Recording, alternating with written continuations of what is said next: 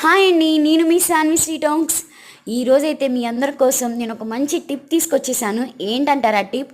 ఈలోపు కనుక నా ఛానల్లో ఉన్న కొత్తగా చూస్తున్నట్టయితే ప్లీజ్ సబ్స్క్రైబ్ చేసుకోండి. ఏం లేదండి, మనం ఎప్పుడైనా చింతపండు నానబెట్టాలనుకోండి, మనమైతే 3 సార్లు గుజ్జు రావడానికి చేస్తాము. కానీ ఇక్కడ ఒక 1.5 స్పూన్ మనం కనుక సాల్ట్ యాడ్ చేస్తే గుజ్జు తీసేటప్పుడు మనకి ఈజీగా 2 టైమ్స్లో తొందరగా వచ్చేస్తుంది గుజ్జు. అంతగా దాన్ని బలవంతంగా పిసకాల్సిన అవసరం కూడా ఉండదన్నమాట మనకి.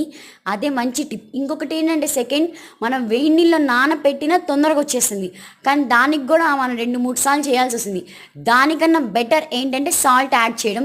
మీరు తీసుకునే క్వాంటిటీని బట్టి మనం సాల్ట్ యాడ్ చేసుకోవాలి.